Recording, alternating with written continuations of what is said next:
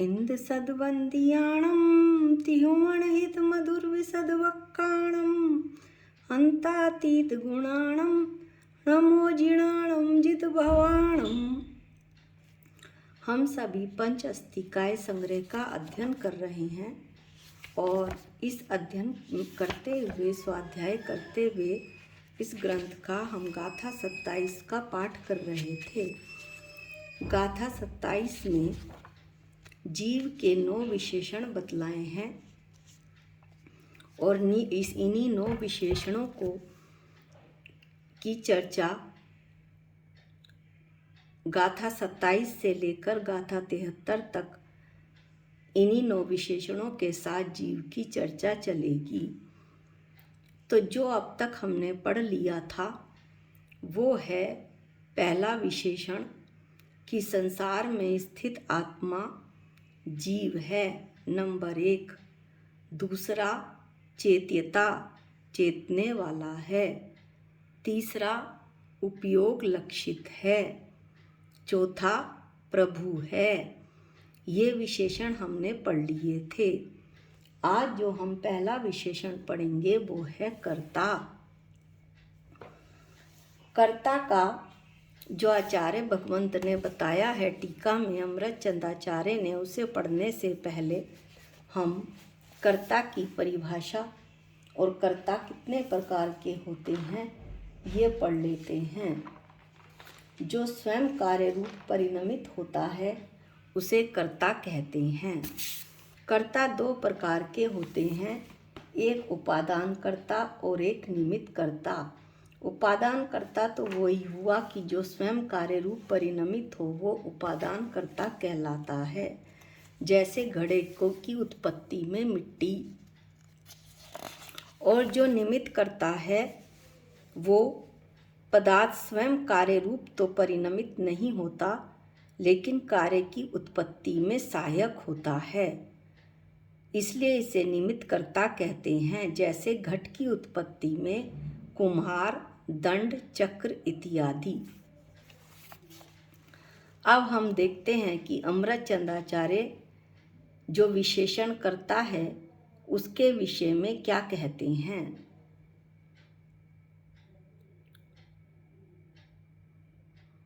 निश्चय से ये जो 9 के 9 विशेषण यहाँ पर बतलाए हैं, इसीलिए ये गाथा लंबी हो रही है कि निश्चय और व्यवहार दोनों से चर्चा की है आचार्य ने। निश्चय से पौद्गलिक कर्म जिनका निमित्त है, ऐसे आत्म परिणामों का कर्तृत्व होने से जीव करता है, लेकिन व्यवहार से असद्भुत व्यवहार न से आत्म परिणाम जिनका निमित्त है, ऐसे पौद्गलिक कर्मों का कर्तृत्व होने से करता है। इसको हम थोड़ा सा इसका विवरण लेते हैं कि किस तरह से निश्चय न से पौद्गलिक कर्मों का करता है और व्यवहार न से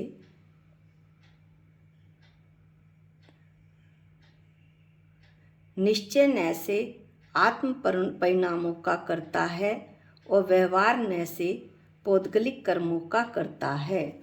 इसे थोड़ा सा हम विस्तार से लेते हैं। निश्चय न से क्या कहा आचार्य ने कि पौद्गलिक कर्म जिनके निमित्त पड़ते हैं। पौद्गलिक कर्म निमित्त कैसे हुए, ये एक दृष्टांत की सहायता से बताते हैं कि पौद्गलिक कर्म निमित्त हुए। जैसे साता कर्म का उदय हुआ तो बढ़िया मकान, खाना, कार, बढ़िया कपड़े मिले, इनमें मेरा राग रूप परिणाम हुआ। और असाता के यानी कि मेरे आत्म परिणाम जो हैं, अपने आत्म परिणामों का मैं करता हुआ राग रूप परिणाम हुए, तो वो मेरे में हुए, मेरी आत्मा के विकारी परिणाम हैं ये। असाता कर्म के उदय से मकान नहीं मिला, पैसा नहीं मिला, खाने को भोजन नहीं मिला, तो मुझे कैसे परिणाम हुए, मुझे यानी मुझ जीव को देश रूप परिणाम हुए। इस तरह पुद्गल कर्म जिनके निमित्त हैं, ऐसे राग देश परिणामों का कर्ता होने से राग देश यानी यहाँ पर आचार्य ने क्या शब्द लिया है? आत्म परिणाम। आत्म परिणाम का करने वाला होने से मैं करता हूँ, निश्चय न से आत्म परिणामों का करता हूँ। अब आचार्य कहते हैं कि व्यवहार न से पौद्गलिक कर्मों का करने वाला होने से मैं करता हूँ। व्यवहार न से भी उन्होंने असद्भुत व्यवहार न लगाया है। हमने पहले भी बतलाया था कि जब दो द्रव्य आपस में मिलते हैं और एक अभेद रूप ज्ञान होता है तो उस न को व्यवहार, असद्भुत व्यवहार न कहते हैं। यहाँ पर पौद्गलिक कर्म आत्मा के साथ मिल रहे हैं, जीव के साथ मिल रहे हैं। तो व्यवहार न से आत्म परिणाम जिनका निमित्त है, ऐसे पौद्गलिक कर्मों का करने वाला होने से जीव करता है। अब पौद्गलिक कर्म कौन से? बंध वाले, जो बंध करते हैं आत्मा के साथ एक क्षेत्र अवगाह बंधते हैं, ऐसे नए कर्म बंधे। कर्म यानी को क्या यहाँ पर कर्म से मतलब लगाएंगे? द्रव्य कर्म, 8 ज्ञानावर्णी, दशनावर्णी आदि 8 कर्म। इनके बांधने का कर्ता कौन है? जीव स्वयं है, क्योंकि जीव स्वयं राग देश मोहरूप परिणमित हो रहा है। उसी समय कर्म बंधे। जो रॉ मटेरियल था, रॉ मटेरियल किसको बोलते हैं? कारमान वर्गणाएं। ये कारमान वर्गणाएं मिट्टी के ढेले से के समान होती हैं और जब आत्म परिणाम मिलते हैं इनको जीव के, तो ये द्रव्य कर्मों में कन्वर्ट हो जाती हैं। द्रव्य कर्मों में परिणमित होते ही ये आत्मा के साथ एक क्षेत्र अवगाह रूप से चिपक जाती हैं। ऐसा हमने भाव बंध और द्रव्य बंध में भी बताया था। यहाँ ये जो द्रव्य कर्म बांधने का करता है वो जीव है, क्योंकि कारमान वर्गणाओं को द्रव्य कर्म रूप परिणमित कराने में कौन है? आत्मा के परिणाम राग देश मोह निमित्त पड़ रहे हैं।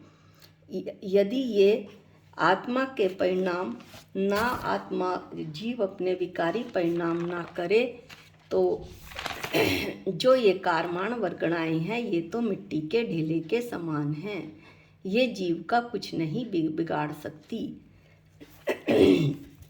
इसलिए व्यवहार न से पौद्गलिक कर्मों का करने वाला होने से जीव को कहा, जहाँ उसके आत्म परिणाम निमित्त पड़ रहे हैं। अब हम अगला विशेषण लेते हैं भोक्ता। आचार्य कहते हैं कि निश्चय से शुभाशुभ कर्म जिनका निमित्त है, ऐसे सुख दुख परिणामों का भोक्तत्व होने से भोक्ता है। व्यवहार से असद्भुत व्यवहार न से शुभाशुभ कर्मों से संपादित प्राप्त इष्ट अनिष्ट विषयों का भोक्तत्व होने से भोक्ता है। यानी अगली गाथाओं में यद्यपि इनका विश्लेषण होगा, लेकिन इस गाथा में भी हम थोड़ा सा समझते चलते हैं। निश्चय से शुभ अशुभ कर्म जिनका निमित्त है, शुभ अशुभ कर्म कौन से? राग देश आत्मा के परिणाम जिनका निमित्त है। सुख दुख परिणामों का भोगने वाला होने से जीव भोगता है, ऐसा आचार्य कहते हैं निश्चय न से। जैसे कि और इसमें निमित्त कौन पड़ता है? जीव के शुभाशुभ कर्म यानी राग देश मोह निमित्त पड़ते हैं। अब देखते हैं कि ये सुख दुख परिणाम कहाँ से आए, जीव में आए हैं। कहाँ से और कैसे आए ये दृष्टांत से बतलाते हैं। ऐसे संसारी जीव को आगे दृष्टांत भी देंगे इसका। ऐसे संसारी जीव को जब सुख दुख होते हैं तो शुभाशुभ कर्म के निमित्त से होने वाले राग देश मोह आदि के कारण से होते हैं और वो इनका भोगने वाला बन जाता है। किसको? सुख दुख को। अब इस बात को दृष्टांत की सहायता से समझें तो ये बात बहुत अच्छे से समझ में आएगी। जैसे बहुत गर्मी हो रही है, मैंने गर्मी को मैंने जाना क्योंकि मैं जीव ज्ञाता दृष्टा हूँ, जानने और देखने वाला हूँ। मुझे देश उत्पन्न हुआ गर्मी से, देश से मुझे दुख उत्पन्न हुआ। इस तरह तीन चीज़ें एक साथ हुई, जानना, देश होना और दुखी होना। इस तरह मैं दुख का भोगता हुआ। अब गर्मी में मैंने एसी चला लिया, ठंडी हवा को मैंने जाना, जीव ने जाना, क्योंकि ठंडी हवा पुद्गल नहीं जान सकता, वो ज्ञाता दृष्टा नहीं है, उसमें जानने देखने की शक्ति नहीं है। जब मैंने जाना ठंडी हवा को, तो उस ठंडी हवा से मुझे राग हुआ और मुझे सुख प्राप्त हुआ। इस तरह मैं जो सुख रूपी परिणाम को भोगने वाला हुआ और भोगता हुआ। इसलिए आचार्य कह रहे हैं कि मैं सुख दुख परिणामों का भोगने वाला होने से भोगता हूँ, जिसमें कौन निमित्त पड़ते हैं? मेरे शुभाशुभ कर्म यानी राग देश मोह। अब व्यवहार न से थोड़ा सा पलटकर वही बात कह रहे हैं। व्यवहार न और निश्चय न से थोड़ा थोड़ा अंतर है, क्योंकि इसमें निश्चय न में एक ही द्रव्य का चर्चा हुई है और व्यवहार न में दो द्रव्यों की चर्चा हो रही है। व्यवहार न से यानी असद्भुत व्यवहार न से।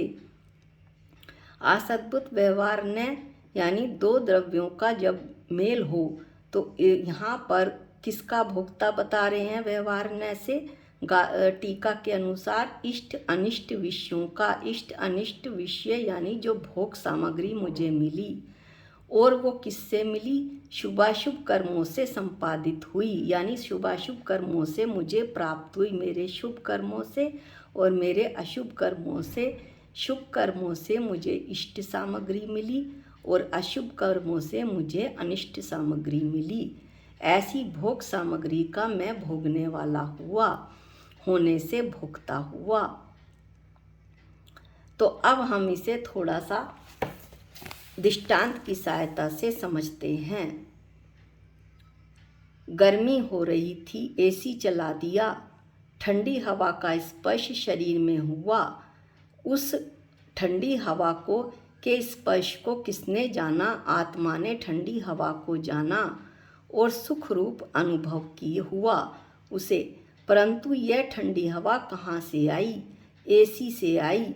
और एसी किससे मिला? मेरे सातावेदनीय कर्म यानी शुभ कर्म के निमित्त से मुझे ये प्राप्त हुआ। कौन? एसी। नहीं तो हो सकता था कि मुझे बैठने के लिए कमरा भी नसीब ना होता सातावेदनीय कर्म के उदय में तो। और ठंडी हवा क्या हुई? इष्ट हुई, यानी कि मेरे को अच्छी लगी। तो ये इष्ट हुई जो सामग्री, वो भोग सामग्री हुई, विषय रूप सामग्री हुई, पंच इंद्रियों के भोग रूप सामग्री हुई। इसमें मुझे ठंडी हवा में क्या उत्पन्न हुआ? राग हुआ। मुझे किसको? जीव को। अतः इन विषयों से प्राप्त भोग सामग्री को प्राप्त भोगने वाला मैं हुआ। इसी तरह से अन्य विषय सामग्री, मकान, धन संपदा, स्त्री, पुत्र इत्यादि पर भी लगा सकते हैं, जिनका मैं भोक्ता होता हूँ। अगला है देह प्रमाण। अगला विशेषण है देह प्रमाण। तो इसमें भी आचार्य ने दो तरीके से बताया है कि निश्चय से लोक प्रमाण होने पर भी, यानी कि पहले हम टीका पाठ कर लेते हैं। निश्चय से लोक प्रमाण होने पर भी विशिष्ट अवगाह परिणाम की शक्ति वाला होने से, नाम कर्म से रचने वाले छोटे बड़े शरीर में रहता हुआ व्यवहार से सद्भुत व्यवहार न से देह प्रमाण है। देह प्रमाण कैसे बता रहे हैं आचार्य? कि जीव में, आत्मा में एक विशिष्ट अवगाह शक्ति है। जिस अवगाह शक्ति के कारण आत्मा जिस शरीर में जाता है वही शरीर का रूप धारण कर लेता है। यदि चींटी के शरीर में जाता है तो उसी रूप हो जाता है, और हाथी के शरीर में जाता है तो हाथी रूप हो जाता है। अब आचार्य कहना चाह रहे हैं कि निश्चय से लोक प्रमाण होने पर भी, यानी तीनों लोकों के बराबर, ये हमने केवल ज्ञानी भगवान के आगम की वाणी से जाना, अनंत भगवान की वाणी से जाना, आगम से शास्त्रों से जाना कि समुद्घात के समय अंत भगवान की आत्मा तीनों लोकों में फैल जाती है और यह असंख्यात प्रदेशी होती है। चाहे वो चींटी के शरीर में रहे तो भी रहेगी असंख्यात प्रदेशी ही। विशिष्ट अवगाह परिणाम की चर्चा अभी हमने करी ली। ऐसी शक्ति होने के से होता क्या है कि नाम कर्म से रचने वाले जो हमें छोटे बड़े शरीर मिलते हैं, मुझे जीव को, वो कौन से कर्म से मिलते हैं? नाम कर्म के कारण से मिलते हैं। तो छोटे बड़े शरीर में रहता हुआ व्यवहार से आचार्य कहते हैं कि सद्भुत व्यवहार न से देह प्रमाण है। यहाँ आचार्य ने सद्भुत व्यवहार न क्यों लिया, असद्भुत व्यवहार क्यों नहीं लिया, इसकी भी हम चर्चा करते हैं। संसार अवस्था में देह में आत्मा है, आत्मा देह प्रमाण है, परंतु देह में रहते हुए भी आत्मा देह रूप नहीं होता, ना देह आत्मा रूप हो सकती है। यानी कि जो छोटा बड़ा हो रहा है, छोटे बड़े शरीर में छोटा या बड़ा हो रहा है आत्मा, वो स्वयं हो रहा है। और किस शक्ति के कारण हो रहा है? अपनी विशिष्ट अवगाह परिणाम शक्ति के कारण। वो शक्ति आत्मा में है, शरीर में नहीं। इसलिए यहाँ पर चूंकि एक ही द्रव्य में परिणमन हो रहा है, इसलिए यहाँ पर आचार्य ने सद्भुत व्यवहार ने लिया। अगला जो विशेषण है वो विशेषण है अमूर्त। ऐसा हमने इष्टोपदेश में भी पढ़ा था। क्या पढ़ा था हमने इष्टोपदेश में? कि व्यवहार से असद्भुत व्यवहार न से कर्मों के साथ एकत्व परिणाम के कारण मूर्त होने पर भी निश्चय से आरूपी स्वभाव वाला होने के कारण जीव अमूर्त है। किसकी चर्चा चल रही है? जीव की। जीव कौन है? मैं हूँ। और मेरे कितने विशेषण चल रहे हैं इस गाथा में? 9 विशेषण चल रहे हैं। हम 8वें विशेषण पर आ गए हैं। तो आचार्य कहते हैं कि असद्भुत व्यवहार न से। असद्भुत व्यवहार न से क्यों? क्योंकि मैं द्रव्य कर्मों के साथ बंध रहा हूँ। एकत्व परिणाम यानी एकम एक हो रहा हूँ द्रव्य कर्मों के साथ, इसलिए उनके द्रव्य क्रम पुद्गल के बने हैं और उनके साथ एकम एक होने के कारण मैं मूर्त यानी जड़ जैसा हो रहा हूँ, पुद्गल जैसा हो रहा हूँ। लेकिन आचार्य कहते हैं कि निश्चय से मैं अरूपी स्वभाव वाला हूँ, ये हम सब जानते हैं। ये भी हम आगम के अनुसार ही जानते हैं कि मैं अमूर्तिक हूँ। जैसे धर्म अधर्म आकाश काल अमूर्तिक हैं, वैसे ही मैं भी आरूपी हूँ और आरूपी यानी अमूर्तिक हूँ। 6 द्रव्यों में से केवल एक द्रव्य मूर्तिक है और वो पुद्गल द्रव्य है। इस तरह से 8वां विशेषण भी पूरा हुआ। अब 9वें विशेषण में कर्म संयुक्त की बात बताई जाएगी। ये हम ऊपर पढ़ ही चुके हैं काफ़ी कुछ कि किस तरह से कर्म संयुक्त होता है। अब इसे पढ़ते हैं, टीका पाठ में इसको लेते हैं। निश्चय से पुद्गल परिणामों के अनुरूप चैतन्य परिणामात्मक कर्मों के साथ संयुक्त होने से कर्म संयुक्त हूँ। यानी कि पुद्गल परिणाम के अनुरूप, यानी जो पुद्गल का द्रव्य कर्मों का उदय होता है, कर्मों के उदय से उसी के अनुसार मैं अपने विकारी परिणाम कर लेता हूँ। विकारी परिणाम कैसे? क्रोध मान माया लोभ, और ऐसे विकारी परिणामों के साथ संयुक्त होने से कर्म संयुक्त हूँ। ये विकारी परिणाम मेरी आत्मा में ही होते हैं। निश्चय न वैसे तो मैं शुद्ध स्वभावी हूँ, सिद्ध भगवान हूँ। निगोद से लेकर सिद्ध अवस्था तक मेरा स्वभाव एक जैसा है, ज्ञाता दृष्टा। इसके अलावा मैं कुछ हो ही नहीं सकता। मैं चेतन भगवान आत्मा हूँ और इसके अलावा मैं विश्व में अन्य कुछ हो नहीं सकता। जानने देखने के अलावा मैं कोई अन्य कार्य कर ही नहीं सकता। ये जो यहाँ पर परिणाम बतलाए हैं, चैतन्य परिणामात्मक कर्म जो मेरे बतलाए हैं आचार्य ने, जो पुद्गल परिणामों को अनुरूप होते हैं, यानी पुद्गल परिणामों के अनुसार होते हैं, कर्मों के उदय के अनुसार, तो उसके कारण से मैं कैसा हो रहा हूँ, इन द्रव्य कर्मों से संयुक्त हो रहा हूँ। ये बात पहले भी आ चुकी है। और व्यवहार न से यहाँ पर भी असद्भुत व्यवहार न लगेगा, क्योंकि द्रव्य कर्म अलग हैं, वो पुद्गल के बने हैं, और मैं अलग हूँ, मैं जीव हूँ और मैं इनके साथ संयुक्त हो रहा हूँ। तो व्यवहार न से मैं किसके साथ संयुक्त हो रहा हूँ, अब आचार्य बताते हैं कि चैतन्य परिणामों को जो अनुरूप हों, ऐसे पुद्गल परिणामात्मक कर्मों के साथ संयुक्त होने से क्रोध जो चैतन्य परिणाम यानी मेरी आत्मा के विकारी परिणामों के अनुसार ये द्रव्य कर्म एक क्षेत्र अवगाह मेरी आत्मा के साथ बंध जाते हैं। यह अभी ऊपर भी बतलाया था और ये बात कई बार आ गई है कि इस तरह मैं द्रव्य कर्मों के साथ संयुक्त होता हूँ। बंध में भी हमने पढ़ लिया था कि अपने विकारी परिणामों के कारण से, तो इस तरह से मैं कर्म संयुक्त हूँ। निश्चय न से तो मैं कौन से परिणामों के से संयुक्त हूँ, चैतन्य परिणामात्मक कर्मों के साथ संयुक्त हूँ, यानी आत्मा के विकारी परिणाम क्रोध, मान, माया, लोभ, राग, देश और व्यवहार न से द्रव्य कर्मों के साथ। इसलिए यहाँ पर व्यवहार ने असद्भुत व्यवहार ने लिया, क्योंकि दो द्रव्यों का मेल हो रहा है, एक जीव का और एक पुद्गल का।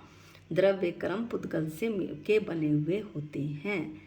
इस तरह 9 विशेषण खत्म यहाँ पर समाप्त होते हैं। आगे इन 9 विशेषणों को हम अगली गाथाओं में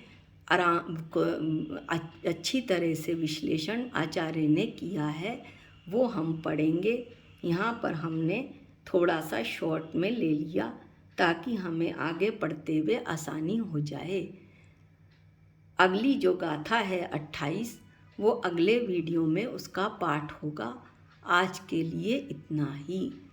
निज निधि निज में बताई, ये अनंत उपकार है, इसके लिए जिन वाणी माँ को वंदनानंत बार है, वंदनानंत बार है। सबको जय जिनेंद्र।